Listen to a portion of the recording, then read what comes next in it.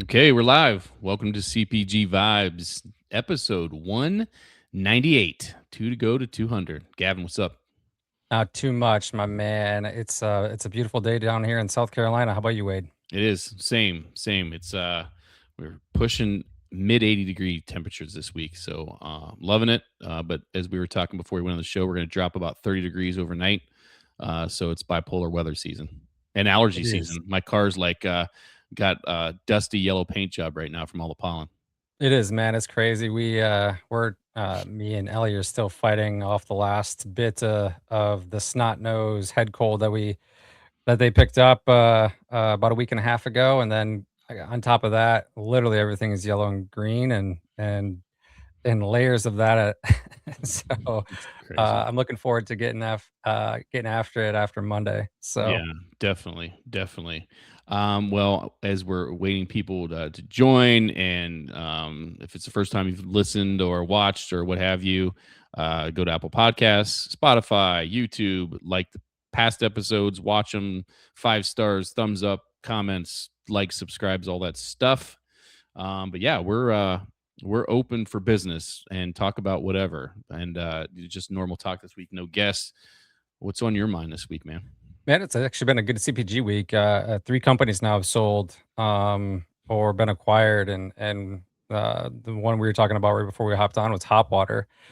So kudos to those guys. Huel, obviously leading the way, I think, on Monday with over $1 billion sale, and then the category that I play in, or my brand plays in, the shot category, So Good So You, got a huge payday too. So undisclosed, but probably a good amount. So there is money out there, and people are still buying companies. So it's interesting because we've been on this wave where money's hard to come by, and from an investment perspective, and you're a brand and you're trying to raise money and you're trying to grow and all those things, and money was prevalent, kind of dried up a little bit. It's coming back in, but there's pressure to be profitable faster, and when we start talking about acquisitions, do you see that as a from an innovation perspective? Is it innovation, uh, larger brands, these companies that are buying these smaller brands? Um, is it lack of innovation on their part? Is it expanding categories? Is it buying the competition? What is driving that piece of it? Yeah, I mean, a couple of these examples this week. I think Huel. I mean, they're obviously offering a wide range of SKUs, meal solutions, and things like that. And I think as these uh, I guess as the millennials get a little bit older, the Gen Z get a little bit older, it's like, hey, what's the evolution of a brand like Huel, and how does it appeal to not just baby boomers, but these next generations? And I think Hoplark is another good example, right? The non-alc category has really exploded, and I think Athletic Brewing sold too a while ago, but it's just like they're investing in the future consumer with what they're establishing today. So, gun to my head, I think if you told me, and in the next 2-3 years that multiple high protein or protein rich companies sold for $1 billion, I would not be surprised at this point, because I think they're investing in that future consumer and the innovation that's going to come along with that. So that money is, they're looking at it more, and I think there was some of these that we're talking about. There's some investment early on, and the obviously the concept's been proven, the brands are performing, and now it's like, okay, we dipped our toe in, now let's jump into the pool. But now is that, as opposed to before, it was like, kind of let's throw money at it. If it doesn't work, fine, we'll move on to the next thing. Is that kind of the way you see things playing out? Yeah, I think it's we've always heard, like, again, we're not privy to like what actually happens in these investor conversations or boardrooms and things like that um yet. But at the end of the day, I think we've heard that a lot of companies who are securing cash, there's got to be a path to profitability. But at the same time, you also have to have retail success or some type of D2C success, one or the other, or a little bit of both. If you're just flushing money down the toilet as a brand and being super innovative or being super creative, but there's no sales trajectory or velocity at shelf, or your customer acquisition costs are incredibly high through the roof on the D2C side, then it's probably gonna be hard to raise money. But I think if you can show a pathway to that, I think someone is going to appreciate that hustle from that CEO or from that, emerging brand team. Right. No, I think that makes a lot of sense. And if you have something you want us to talk about, I think our counter on LinkedIn is messed up. No surprise. But if you put comments there, Jeff's here. We can't see who's here, how many people are here. So welcome, Jeff. We're glad you made it. That it means it's more than Gavin and I just having a normal phone call. But put some comments in the chat. Anything topics you want us to cover, and we'll hit it. But yeah, no, I think the same thing, and I think you know uh, some of the larger acquisitions we've seen over the last 6 months, and you just see these large brands buying up, these huge brands. They should not large, huge brands buying up these smaller ones, and you know it.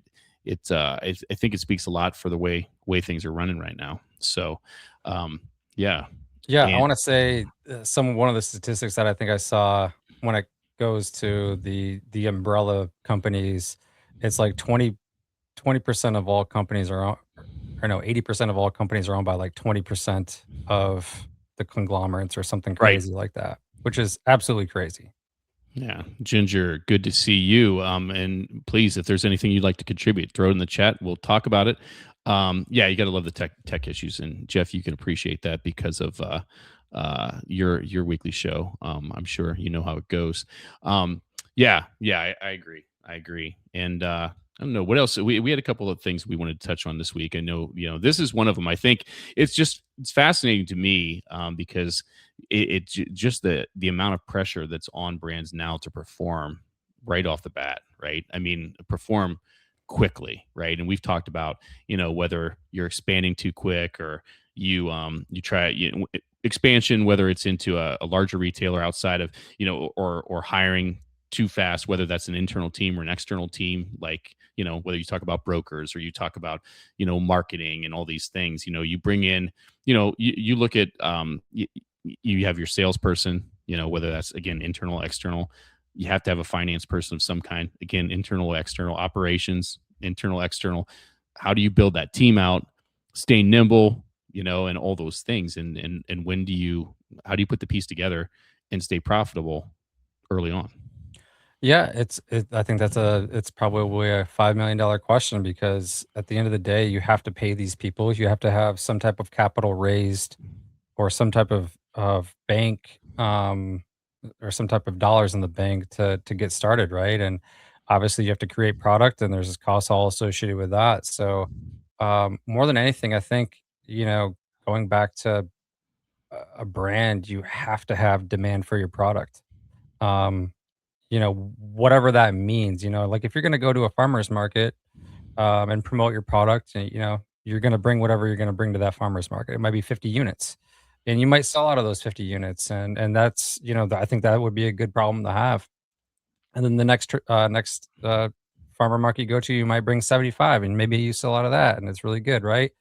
And you get a feel for all that stuff. And um, I think I think people or founders, whatever, I think a lot of people bite off more than they can chew initially. They probably scale too fast.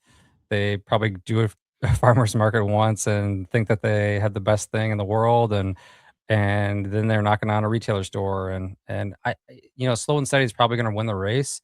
There's a lot of companies out there that I think do it the right way, and they're not manipulated by a boardroom or whatever. They have a vision and they're executing that vision. If you start trying to execute 7 different visions all at once, uh, you're just going to be doing C and D work across those 7 different visions. But if you do one thing really well and proof that, I think that's a good way to start. A company that I actually admire and I know that they post a lot on social media is Bloom. I mean, they tell their story all the time. Yeah. They owned a very specific category, built a community, and then expanded that community into Target and into retail in general. And then as they talked about innovation, they had core community.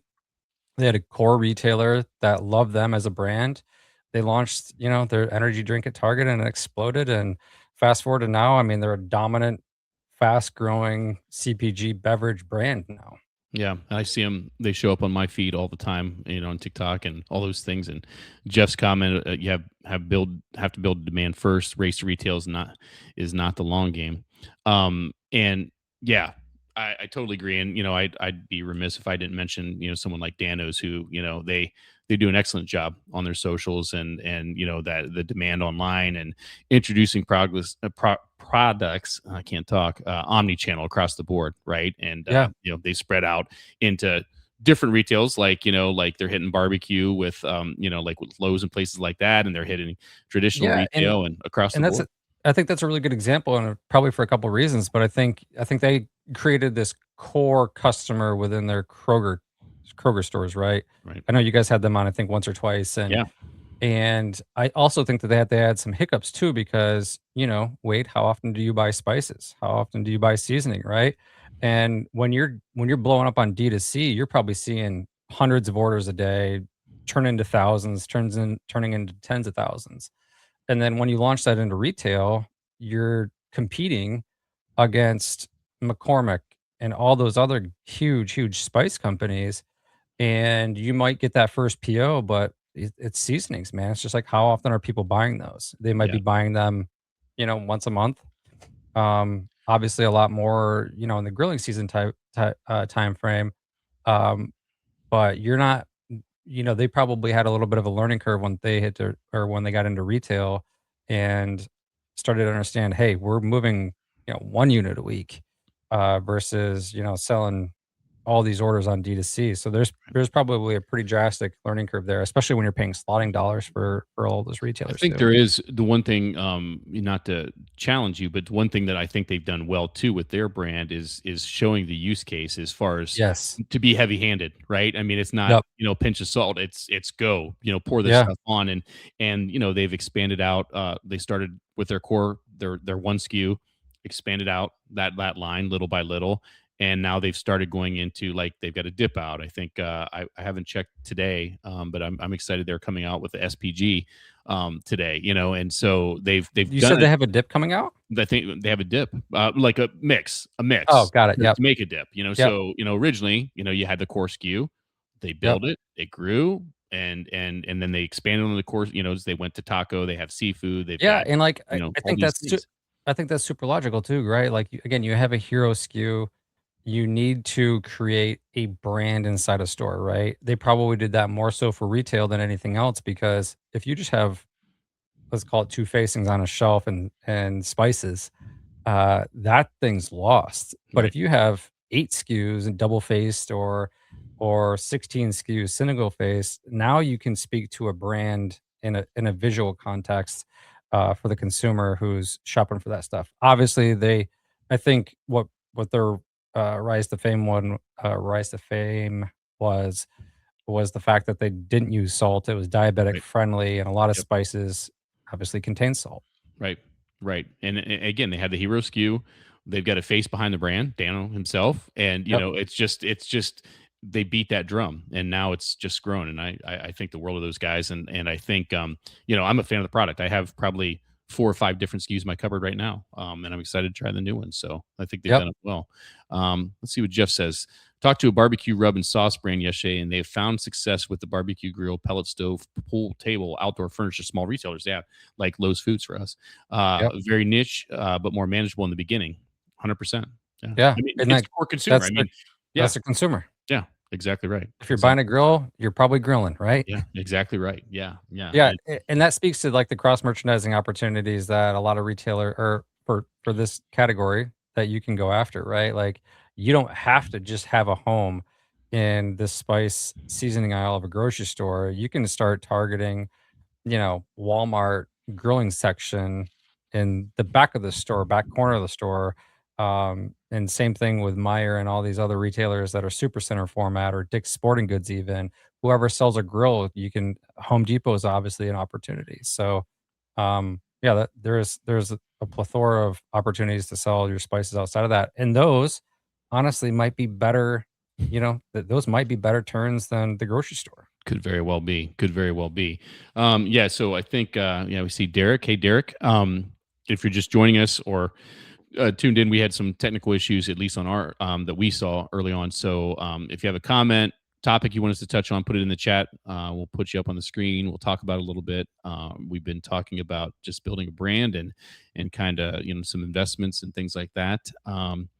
I had something I wanted to bring up as far as that goes, but I lost it. So if you have something, go ahead. It's going to come back to me. My brain's a No, little I'll shoot you a couple questions. yeah. Obviously, you on the broker side, and you having these conversations daily, I guess, with prospective brands. I mean, I'm assuming your pitch probably goes somewhat similar where you're trying to scope out, like, are they ready for retail? Are they ready for national coverage and things like that?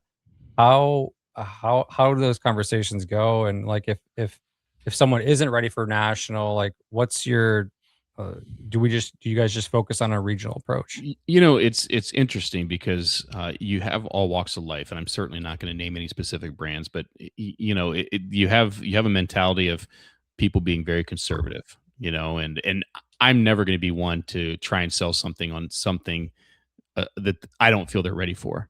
And so my goal, or my not my goal, my thought process is to listen first. Listen, tell me about yourself, tell me about your brand, tell me where, kind of, and just get a feel for where they're at currently and kind of where they envision themselves, and then from there, kind of steer the conversation towards what I feel it makes sense. And but going back, you a lot of times you have someone that wants to be very conservative, wants to be kind of like we're talking about, inch wide, mile deep, wants to go with that approach.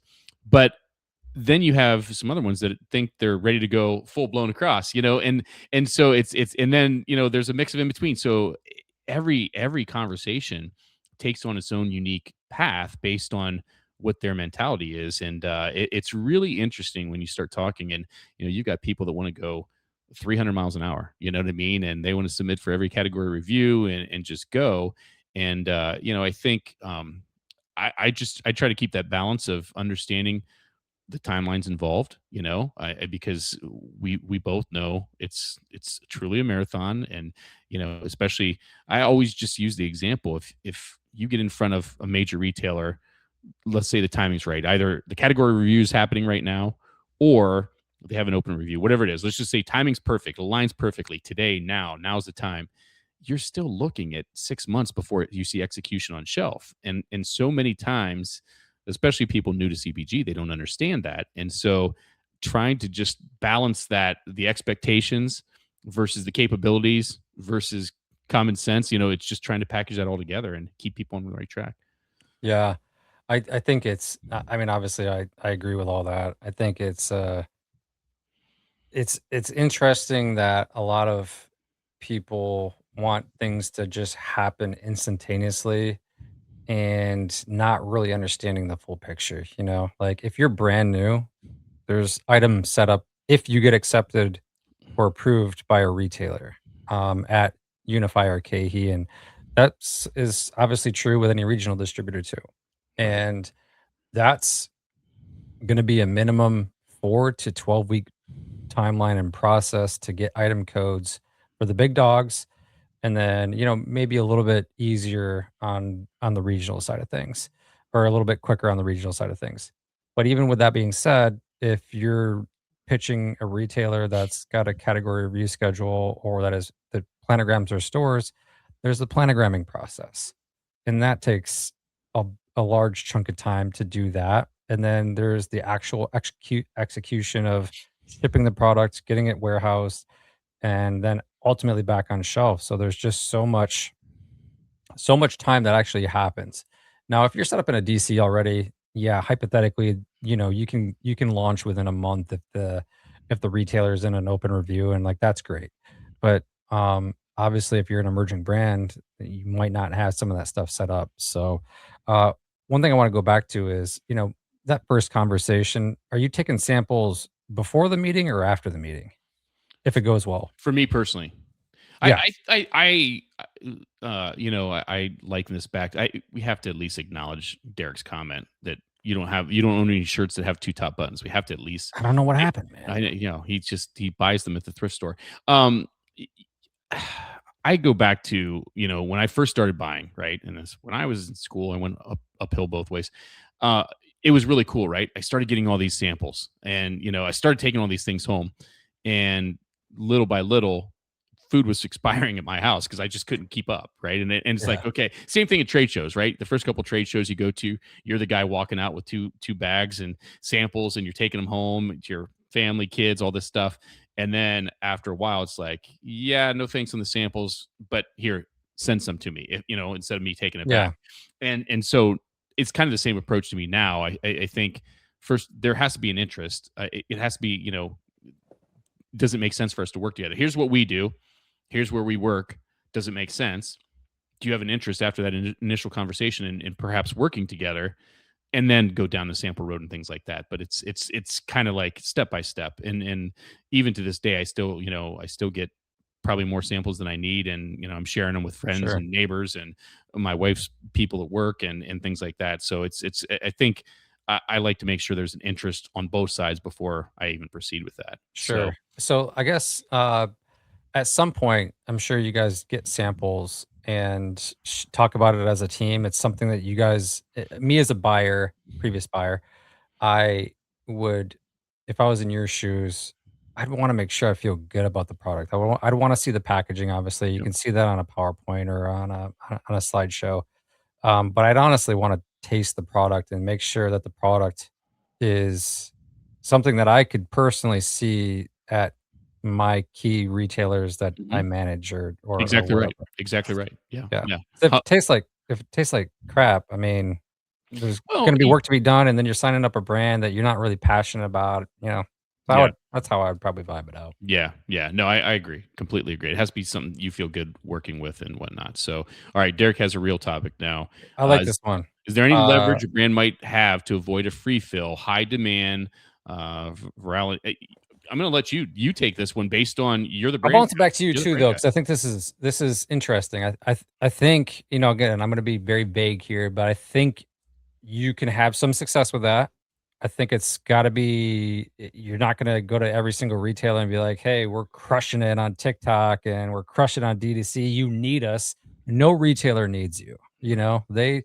If you're talking to any of the big guys, they've got their customer base. They know their customer better than anybody else on the planet does.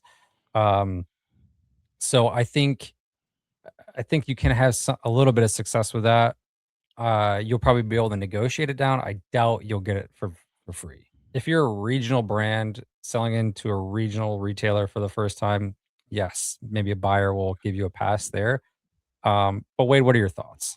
Well, I'll wear two hats. On the broker side, our job is trying to negotiate it down. But let's just call it what it is. There are retailers that are going to be hard and fast to that rule, and they're not going to bend. I'm a category manager working at Joe Retailer, and this is free fills, contrary to popular belief, aren't just to get free product, right? You're marking down existing product that's sitting on the shelf. You have to sell through that product, right? Before you get your space on the shelf. You're trying to compensate for many times, depending on the retailer, you're compensating for uh operational execution at store level, right? For all the hands that are involved in resetting the shelves and all those things. So it's not just about getting free goods and making more money. It's about offsetting some of these other costs associated with it. So when I look at it from a category manager perspective, again, I know what I'm charged with, and I'd be anxious to know your experience with the retailers you've been with.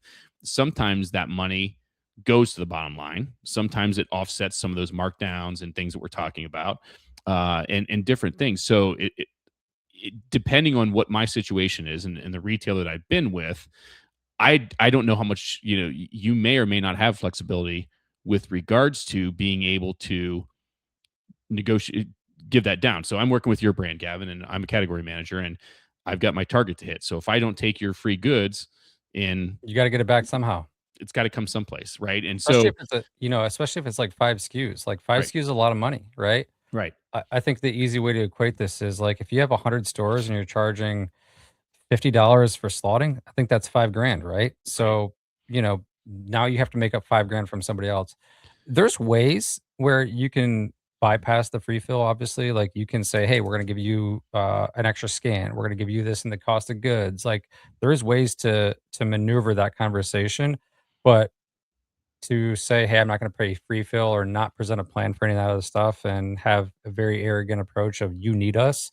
Uh, Retailer, I that's not. I want to go back to that because you've and my train of thought with that was going that I'm putting my category manager hat on, and especially as you work the larger retailer you work for, you don't want to. I don't feel like that's a card you want to play, right? Yeah. You need us because especially if you're talking about a larger retailer, they're apt to tell you to go kick rocks Yeah. and come up with a private label in the category you play in, right? I mean, Yeah. you have to be very careful about that arrogant piece because if you're trying to start a relationship, and I'm sure I can probably think of half a dozen examples off the top of my head over the years, if that's the presentation, if that's the pitch, right, coming in with that, you need us, everybody else has us. You might have just given me the reason why I don't need you. You Yep. know what I mean? Especially if you're talking about if I'm in the natural organic channel, and we've talked about this. I'm in the natural organic channel, and you're in this retailer, this retailer, this retailer that isn't in the natural organic channel. I can't. I'm likely not going to be able to compete with them on price. So I'm not. That's a you gave me the justification on why I don't need you. Yeah, Believe and me. then that's the other piece too, is like if you come in with that approach of you needing us, it's like, okay, well, you're everywhere. Like, why do I need you at the end of the day? Right? Because Right. am I gonna be able to compete on price? No. Am I gonna be able, am I gonna be $3 more expensive Yes. than the website, than Walmart, than Target, whoever else, right? Like just go down the Rolodex of stuff. And again, there's a professional, very professional way you can try to manage that question. Yeah, but if you just go in guns blazing, like, "Hey, you might as well not even talk to the retailer," because I think I know what most category managers are gonna do at that point. Yeah. I see. Go Rich. back to that Jeff comment. I was just going to say Yep. Rich joined us, but I was going to bring Jeff's comment up on the screen. The first one is, what if the product is not for you? Maybe you're not the target customer.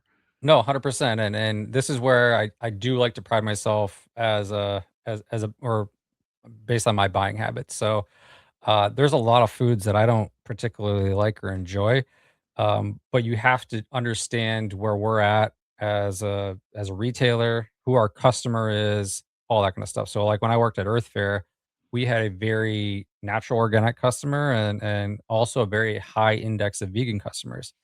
Didn't particularly like a lot of the vegan food, but it's like, hey, I would get extra opinions on that stuff. It just wouldn't be my opinion. I'd try to always use a little bit of fact-based selling, if I was gonna bring it into, right? Like, I was gonna look at data, I was gonna understand what their packaging is trying to tell me, if I feel like this was gonna speak to the customer, all that kinda stuff. Yeah. I feel like I did Complete. pretty good with that, but, like, again, going back to the conversation of, like, "Hey, I don't like your samples," that's where I would try to sit back as a broker or whatever, and, sit back, understand, is this gonna be able to sell at Jimbo's? Is this Right. gonna be able to sell at Bristol Farms? Is this gonna be able to sell at Gelson's?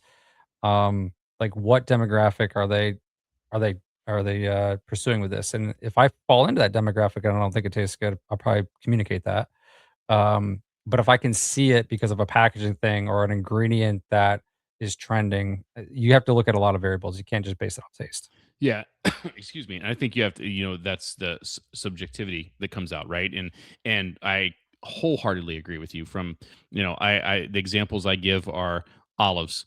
I don't care what they're stuffed with. I don't care what color they are. I don't like them. And Mhm. so I'm not going to make a subjective decision, oh, this tastes good, or oh, I hate these things. But I'm going to get some different opinions. But everything else you said, spot on, as far as I'm going to look at data. I'm going to look at incrementality. I'm going to look at white space. I'm going to look at all those things. And from a taste perspective, I'm going to get someone else's opinion. And the other example I would give you is tofu. It's the same thing. I'm not that Mhm. guy. I'm not that Yep. guy. But But I'm going to find you're gonna someone else that is. understand, yeah, but You you're know. gonna understand the tofu consumer.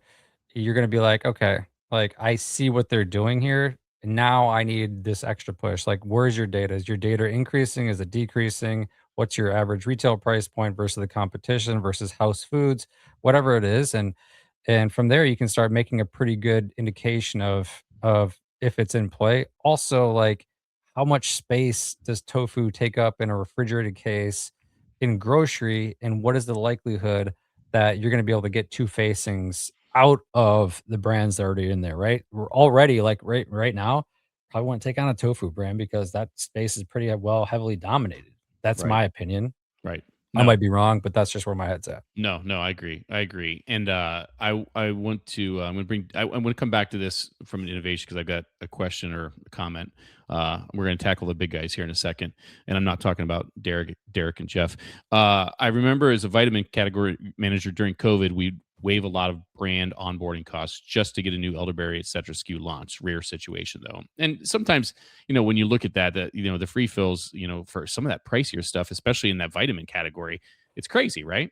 I mean, it's Yeah. hot, and Yeah. so All being that's able to I negotiate mean, yeah, I think, depending on what each retailer takes from a case standpoint or a unit standpoint, I think there's a standard 2 or 3, but if 1 unit costs $30 and you're given a 3-unit free fill, that's almost $100 right there, right? That's right, pretty significant, and then that doesn't turn necessarily very quick, right? You're not turning 3 units of HBC every single week.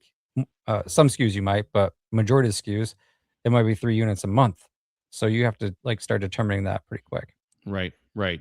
So what I wanted to ask you about, and when I said tackle the big guys, we talked to some of these large conglomerates. I saw, and I would credit whoever posted this, but I can't think of who it was. I can't remember. But I saw something. I haven't seen it retail yet. Obviously, it's out there. Uh, a super stuffed Pop Tart. Have you seen this? I Have you have seen? not. Is it Yeah. like a double stuffed Oreo type thing? I mean, looking at the website, there's a super stuffed molten lava cake, super stuffed 50% more filling, super stuffed strawberry blast. It looks like those, and there's a third one. I can't read it. It's too thin here. It's a cinnamon some kind. It's not just regular brown sugar cinnamon. There's another something to it. Yeah. So where I was going with this, and when we talk about innovation, right? We talk about Sounds very Maha, by the way.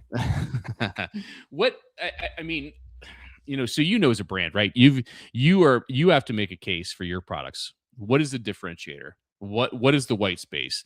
You're in the shot category, Mhm. and you've got tons of competitors, new ones coming out virtually every day. And so you're making your brand's case as far as what's different on the shelf. And obviously I'm going into I brought this example up for a reason. I'm going into conventional retail in this discussion, but whether you're looking at your core customer and the natural organic space, how do how do you make a case for a product like that is are you I haven't spent years in conventional retail. I know the big guys usually aren't making a case for, let's swap out this with this. Usually they're going to go after the little guys, right? And so I guess what I'm wondering is how do you attack that from a little guy perspective, or if you're the big guy, how are you making the case for this is innovation? Yeah, interesting. I mean, for that specific example, I would use the double stuffed Oreo as an example and be like, "This is our number one. This is Oreo's number one selling Oreo, and it's because it's double stuffed. They're getting more filling, and that's just where my mind I goes. I don't know if wonder if that's it is true. number one though. I mean, I think the old school blue Oreo was, but you could be right. Could be right. I could be, but if it's not number one, it's number two, right? And that's still a good place to be because it's probably billions of dollars that's sold out of probably both those SKUs combined. So, I think that's probably how I would start it off. If they're making that SKU though, they have to be doing some type of internal consumer research showing that feedback on the original Pop Tart is that it's not enough filling, you know? Mhm. And that's why they're making that. They're gonna mark it up a dollar, right? It's gonna be more expensive than their standard Pop Tart, which means the buyer is now gonna make one more dollar, on every unit that they sell. So if it's a 4.99 price point to a 5.99 price point, there's a value add there. It's probably gonna be one less Pop Tart or one less package in the thing, right? So they're gonna So make yeah, so there's 5 instead of 6, and so my guess is, and I don't know this, my guess is it's probably line priced, because it's 5 instead of 6, right? So you got your core, I'm getting 6 for this price, and the super stuffed, I'm getting 5 for this price. Yep. Um, but at what point, so how are you pitching me as a category? Like, are you bringing incrementality to the category? Are you bringing a Uh, new consumer to the category? Or are you just trading sales? I think I'm so if I was them, Wade, I wouldn't line price it. I'd price it a dollar more, give you 5 Okay. instead of 6 as the Okay. example. Okay. So then the way that I I would like that approach. I like that yeah, approach. because then I would sell you on, "Hey, if we do trade customers, you're making a dollar more instead of the same amount." Because if you're making the same amount and selling one less, I don't think that does anybody any good. But if you're creating an extra dollar ring times however many times that turns, like, that is impactful to the category manager, um, from a sales revenue standpoint. Got it. So, attacking, removing that example, we attacked the big guys. So now, we talked about this, the shots and things like this. And what what is incrementality? What is white space? And how do you show it if you are going, what is your, and it doesn't have to be it doesn't have to be shots. It could be anything, right? You're going into a category, remove yourself, your Well, brand. I think a really good example of this is honestly that protein buzz. Like, I don't wanna use my example because I Yeah. think I Yeah. got Yeah. some really good ones, Yeah. and I don't want the competition to hear what I think those ideas are. No, no, no. I But like it. I do think this protein soda thing is interesting because you're selling, you're potentially selling an incremental SKU to a consumer that didn't exist previously. And what I mean by that is that consumer might have been, buying a tub of protein from anywhere, and they might have been making that protein shake at lunch or whatever, or buying a bar, that was 10 grams of protein or 20 grams of protein or whatever. Now, if I'm a buyer in whatever space this is selling, and I think that's still up to debate. I don't know if it's supplement packs or nutritional. Obviously, if it's nutritional, it's going in grocery. So that kind of means you're creating a subcategory of soda or, introducing a new category altogether where all this stuff blends together. So you might be taking sales away from energy drinks. You might be taking sales away from kombucha, whatever. If this thing is chilled and it tastes good and it's 30 grams of protein and it's 2.99, 3.99, retailers are going to absolutely love that because it is white space and it's sales that didn't really exist anymore. Right. And it, again, if all the taste profile and the nutritionals are all good, if it's 100 calories or 150 calories and the turns are there, now you might be seeing instead of someone buying a Coke for I don't know what a 20-ounce Coke goes for, 1.99, they might be trading up and buying this for 2.99 or whatever the price point is, but now you're making a dollar more and, less sugar and you're getting 30 grams of protein. Right. No, So, I like it. I like I don't it. know if that answered your question, but that's No, kinda it where my did. head goes. It did. It did. And I know we've got a lot of people joined in now. If there's any comments regarding our topic that we're talking about, or something else you want to throw our way, please do in the chat. Good stuff today. It's interesting. Talking about Pop Tarts, I always had this idea. Like back when I was at Fresh Time, you know, I did something unusual then, which was bringing in some conventional items into the set you know, for a natural retailer. And one of the reasons why I did that is because the Midwest, obviously, you go back decades. The Midwestern folk, uh, I'm one of them. I grew up in Michigan. You grew up in Ohio, so you get on what I'm talking about. You go back 10, 20, 30, 40 years, most of our grandparents and things like that, if they didn't grow up on a farm, someone in their family did, Mhm. you know? Whether it was a aunt or uncle or great grandparent or whatever. And uh, so I I eliminated a bunch of like really slow moving organic items that were causing shrink in my stores and um brought in some conventional things and turned out that they sold incredibly well. Uh, but I did that because of from a competition standpoint, Mhm. we had Jewel-Osco's across the street, we had Mariano's across the street, we had Kroger's across the street, all these things. And one of the things that I did was I brought in the cleanest version of the Dannon yogurts you could get at the time back in 2015. And overnight, that became my number one selling yogurt. Uh, And the reason why I did that is because at the time I was selling brown cow, which was 99 cents, and that was my cheapest yogurt in the set, was a 99 cent a cup, which would be incredibly cheap today. Um, Dannon was my everyday at 5 for $3, 60 cents a unit.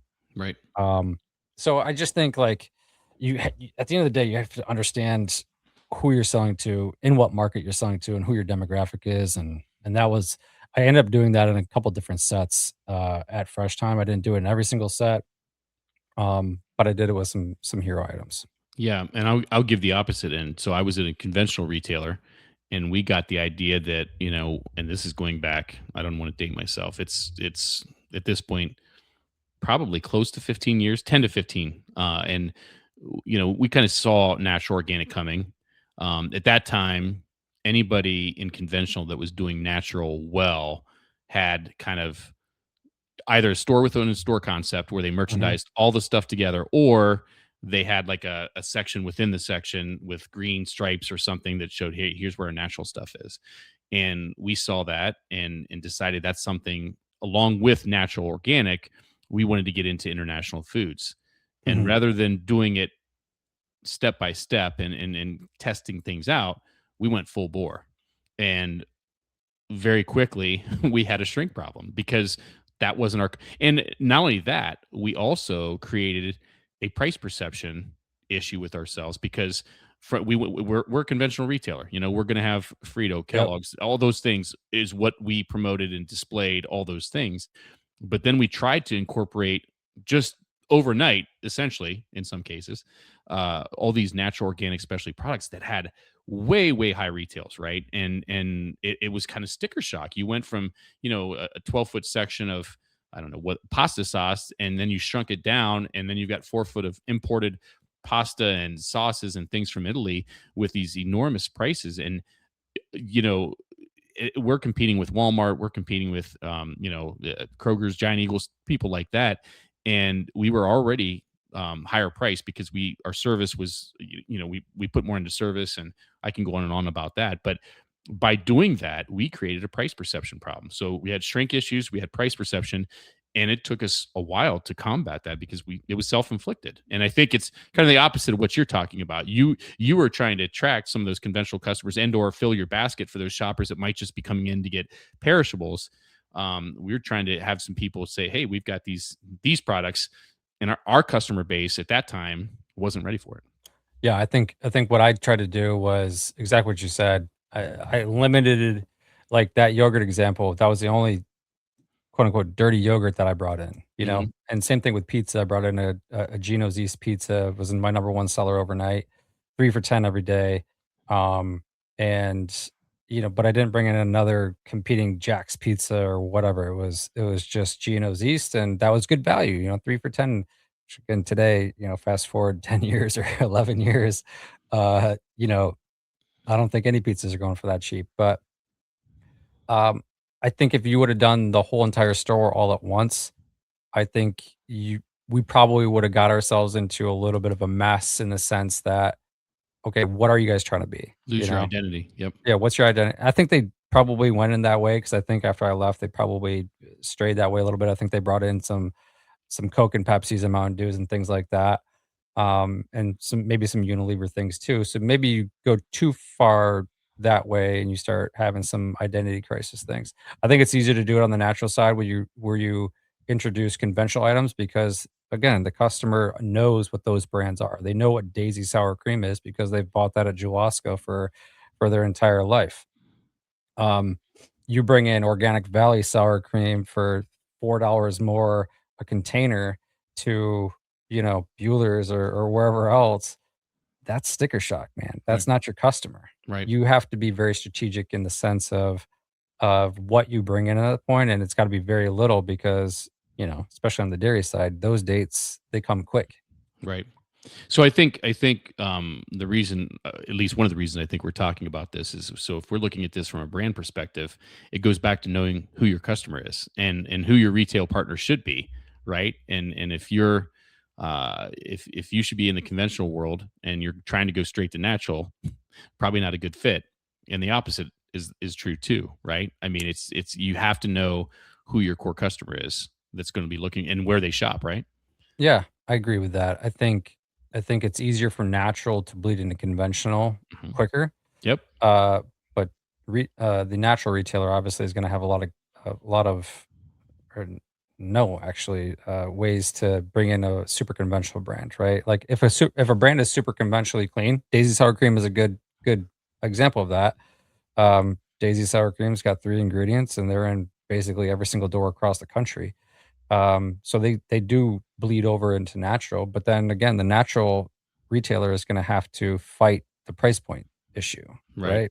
Right. So if they're selling for $1.99 in every major conventional retailer across the country and you're now 2.49 or 2.99, so that's sticker shock and that's gonna raise eyebrows for that customer. I do like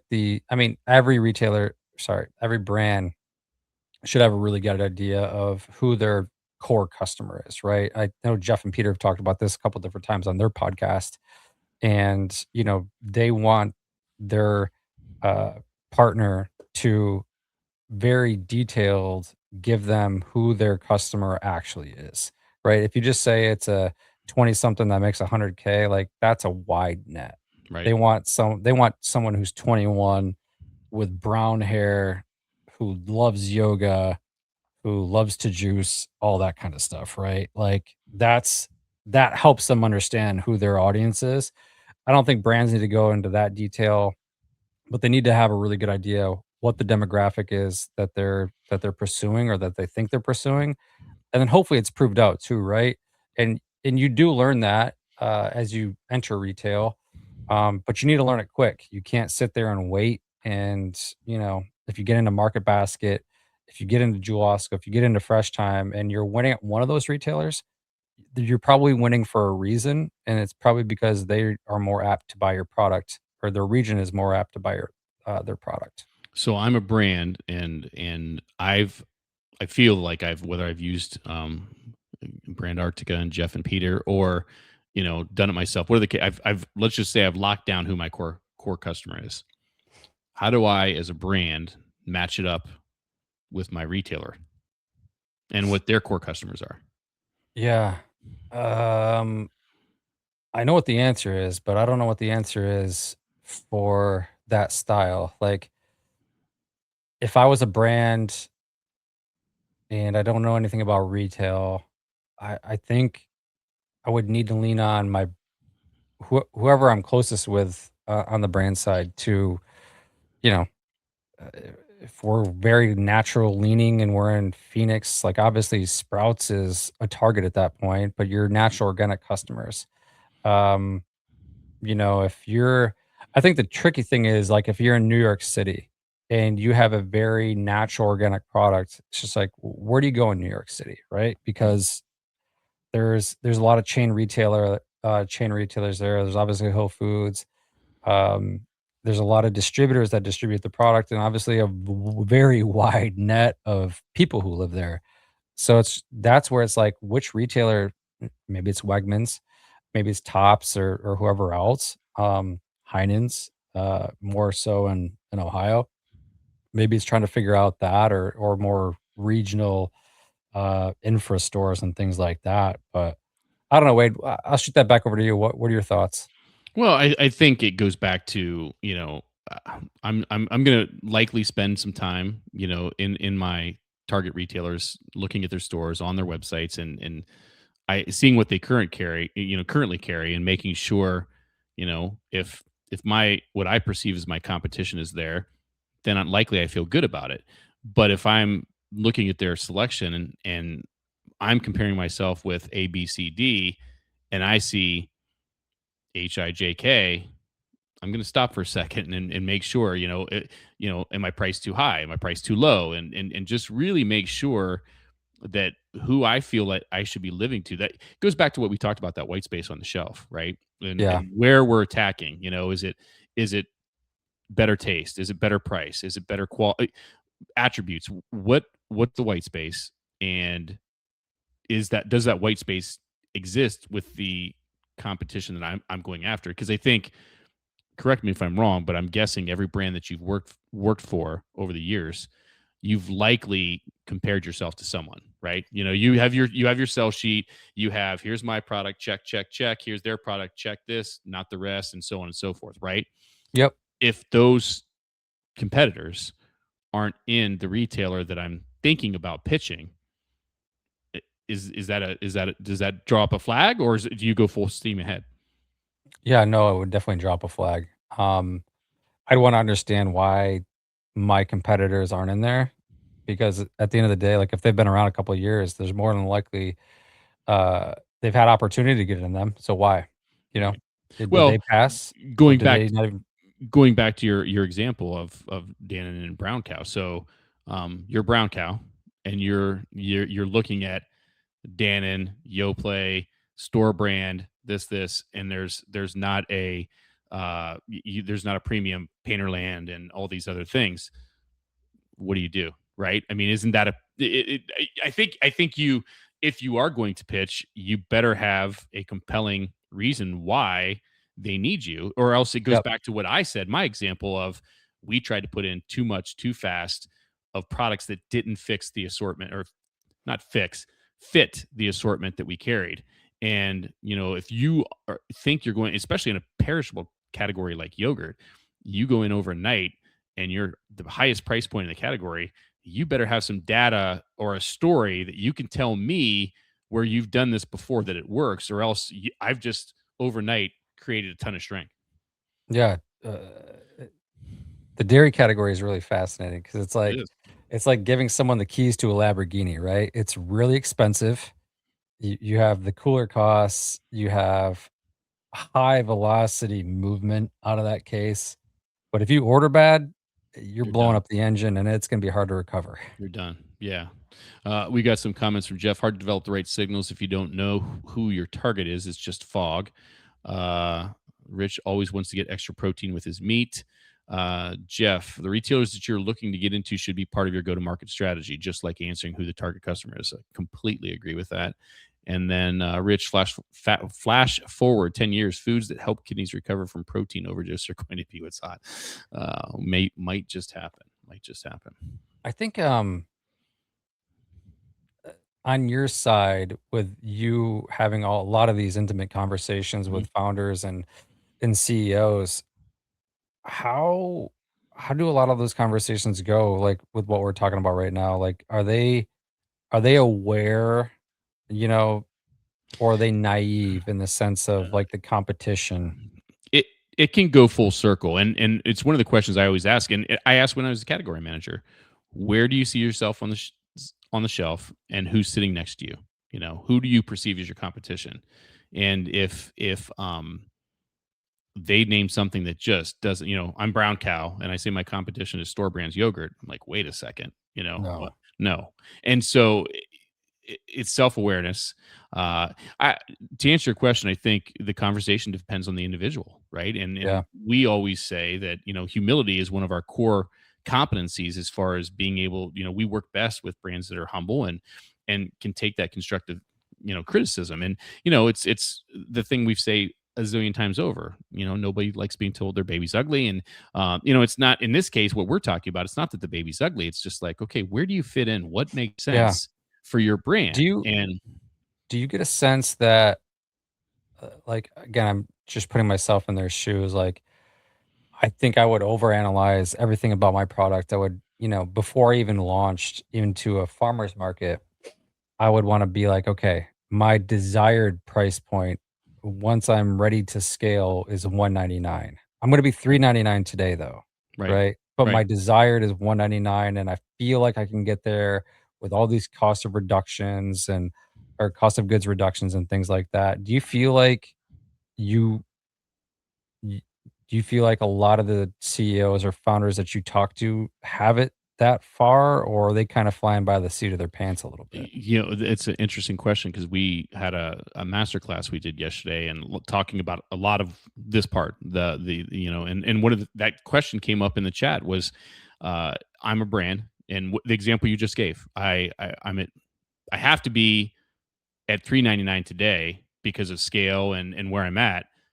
But I know with Coman and volume and things that I can get to this. The question was, do I price myself at this knowing that I'm going to be there at some point, or do I start at the 399 and because of current economics and kind of work backwards? And I think some of that is okay, maybe that works, maybe that 399, using your example, maybe that 399 works in the natural channel, which Mhm. demands a higher price point, and you're proving packaging and concept and all those things, and then you're working towards that scale aspect, right? But I think if you use that example and you price yourself at $1.99, but your economics say you should be 399, you're digging yourself in that hole that we talked about earlier on, with a profitability standpoint, with and then you can always go down in price. It's harder to go up in price. And this from you're a brand. If you need to be, let's just say, or want to be 299, not 299, but you establish yourself and build velocity at 199, is that the right thing to do? Yeah. Yeah, I'm always curious on that because it just feels like, and again, even as a buyer, I would have some of those conversations where, um, it felt like that they wanted it all to work, but didn't necessarily understand how it was gonna work. Right. And there's probably some success stories, that way too. But yeah, I mean, just putting myself in their shoes, I don't know what I would do. It's 399 to 199. I it, mean, if you priced it to meet the 199, you're gonna be losing money, a lot of it's money. a large part of the pre-post analysis when you talk about promotions, and the words, nobody, everybody doesn't want to be told their baby's ugly. The other one is, you can give away anything. You Yeah. can give away anything. And so you have to be very careful when how your frequency of promotions, your depth of promotions, and how you go about that. And because first of all, it has to be sustainable, both supply chain, financially, all those economics. But then secondly, and we've talked about this, is you every retailer, every category manager, every brand has to comp themselves, right? Whether it's Yep. the last quarter, whether it's last year, whatever you're doing. And if you do something this year and it's not financially sustainable to do again next year, you better have a plan to comp those numbers for both yourself as well as your retailer. Because if you can't, you've dug yourself in a different hole, right? And Yep. so self-inflicted. So you have to be careful when you talk about promotions and how often you do them and how deep they are, that you can dig yourself out of a hole that you might be putting yourself in. Yep. Yep.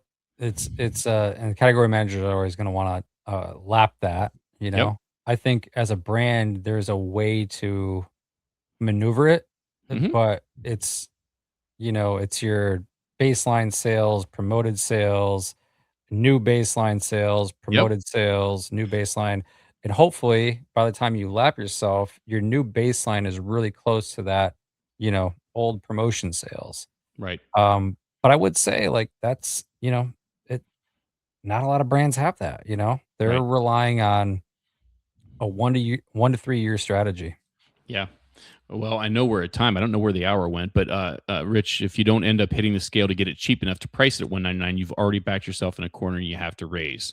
Other way around, if you can build loyalty at a higher price point and then bring it down, your brand will be viewed a lot more positively. Completely agree. Completely agree. Yep, yep, and in that example, I think you have to try to make your product as most premium as possible to justify that 399 price point, but also understand what category you're playing in and what the average retail price of that category is. If you're 399 and the average retail price of the category is $1.99, you're $2 off, and that's gonna be a pretty big bridge to gap. Yep, no question. Well, the hour's flown by. We could probably keep going on this subject forever. Um, Michelle says she's been drowning in this information this week, so it's good. It's good about this. Jeff, you talked about discounting, basically training customers to wait for them to happen. Not a good way to scale. 100%. Yeah, 100%. Yeah. Um, Go Yep, ahead. and that's on the retailer too. I mean, I don't think a retailer is ever gonna say no to more promotions and things like that, They're but not. They're if not. that's if that's your lifeblood as a brand though, and I think Prime is a good example of this, like, I think something that I saw on those guys specifically was, um, I mean, I wanna say like 80% of their volume is sold on promo or something Right. like that. I Right. think I saw a report, but you don't wanna be there. Your trade spends through the roof, you don't make any money, and you don't have any loyalty at that Well, point. and the category that comes to mind for me in that, going back to conventional days is ice cream. Yeah. We had an ice cream in the ad virtually every week, Yep. and let's face it. And I'm not talking. Listen, I'm talking about core. In conventional retail, I can name 6 brands off the top of my head that we would have. And so you're rotating them around, and Yep. everybody had a vanilla, everybody had a chocolate, everybody had cookies and cream, everybody had this and this and this. But they were basket builders too, because, again, if it's 2 for 6 or whatever, like, you wanna No, create. right, but where I was going, there wasn't brand loyalty. You know what I mean? Yeah. So, this week, Breyers is on sale, I'm picking it up. Edie's is on sale, I'm picking it up. There's private Yep. label on sale, and so they where I was going is, the percent sold on promotion, I was 80 plus, because of that very reason. So, that's the point, as Jeff, that I've talked about before is, you're waiting for discount. I know as a customer that I can buy an ice cream on sale every week. I'm just gonna, we always called it cherry picking, as Yep. far as I'm picking the sale items, Yep. and that's what I'm gonna take. Yep, and I did the same thing with yogurt when I was the dairy frozen category manager. I tried Yep, to do it as much with yogurt, cycle something in every single week, whether it yep, was a 5.3 Greek ounce Greek yogurt or four a pack. a cup, 4 Yep, pack, or the tubs, right? yep, That creates basket building, and then you just know, like, the FIA customer, like, I don't know what the stats are, but let's just say 10% of yogurt consumers are brand loyal to Faye or brand loyal to Chobani. The rest of them aren't, you right, know? right. So you're giving them an opportunity to buy that stuff. And same thing with ice cream and same thing with pizza. Yeah. If you can rotate those ones in every single week, you're obviously as a category manager, you're trying to comp yourself every single week over last year, blah, blah, blah. And those are the bangers at week in, week out. My goal was always to try and get people to walk up and down the aisles, or Yep. in your case, the dairy case or the frozen case, and look at every Yep. door, look in every section to see what's there, and that's their Yep. job. I So mean, how many people are loyal to the fruit and veggie case, right? Like, but you need them because they're being used and being bought up. So, right, like, if you've got, your private label brand and then 2 other store brands, or sorry, 2 other, brands that you can, promote, I mean, again, it gets them to walk up and down the aisle and, again, build that basket. right, totally, totally. Well, we've talked this into the ground this week, but it's been fun. I think, correct me if I'm wrong. I think we're actually going to take 2 weeks off, right? Because next week you've got I'm something on, traveling. Yeah. Oh, and yeah, then that's something I wanna talk about is fucking airports, and, I'm gonna be getting my firsthand experience of seeing how bad it is. Hopefully, it's, covered up a little bit. Yeah, you're traveling next week, and it's Easter weekend, and the following week I'm traveling, and I'll get my taste as far as that goes. So we'll be back in 3 weeks with episode 199, and then we're going to start working on episode 200. And we've got it kind of got a few ideas for that one, but it's kind of a monumental landmark episode. So I don't know anything from your end on that, Gavin.